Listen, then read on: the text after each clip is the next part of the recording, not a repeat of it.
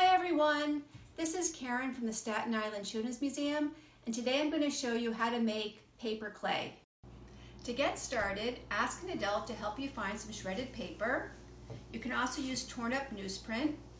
You also need salt, flour, a blender, and hot water. The first thing that you need to do is fill a bowl of shredded paper and then cover it up with hot water. Now that the shredded paper has soaked overnight, we're going to start to blend it to a pulp.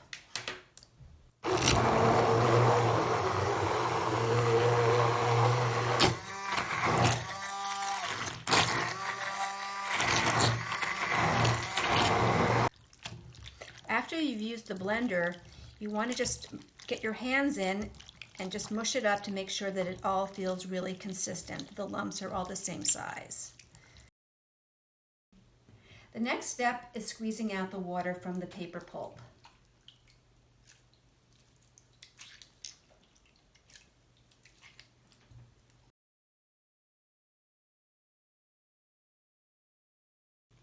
Now that you've squeezed out as much water as possible, you're going to add the remaining ingredients.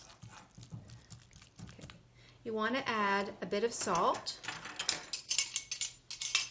I'm using less than a teaspoon. This is really here as a preservative because I want my paper clay to be able to keep a little longer. I'm also going to use some flour, and this is really about ratios. I'm starting off with about 1/4 cup. And the ratio is really to take about 3 to 1. So if I have about 3 parts paper, I want to use 1 part flour.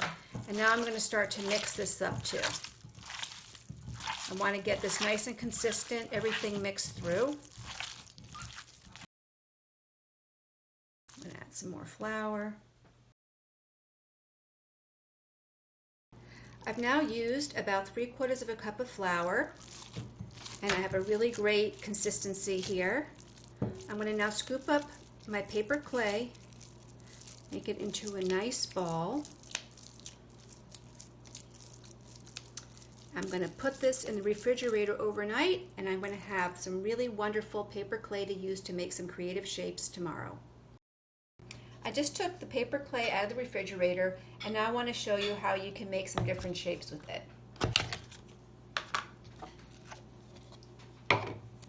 The first thing I want to show you is how you can use some different molds. I have some small containers here. I have a lid cover, and let's see what happens when I use them as a mold. Let's try using a lid. I'm going to take some of my paper clay. A younger child can have a lot of fun just pressing the clay into the lid. And then you can think about what you want to use as decorations. I have a bunch of odds and ends in the house, including some beads and some buttons. And I think a young child would have a lot of fun just pressing these items into the paper clay for decoration.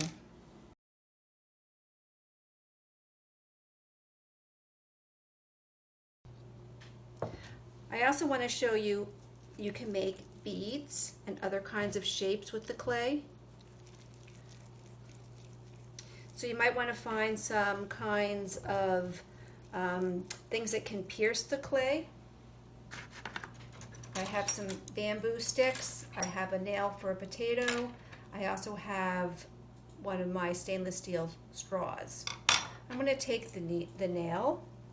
I'm going to hold this, very gently pierce my ball of clay, turn it around, and this will be a really nice bead when it's all dry.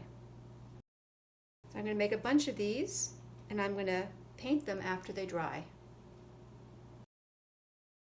Now that my beads are mostly dry, I'm going to decorate them by applying some color. There's a few options here. You might happen to have a palette of watercolors at home. Magic markers can do, as well as plain old food coloring. It's always good to start with the lighter colors first. So I'm actually going to start with my yellow.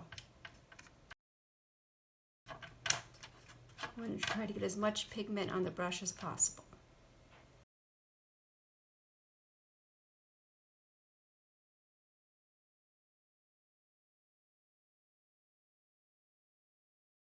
The last thing you want to do is apply a sealant to your beads.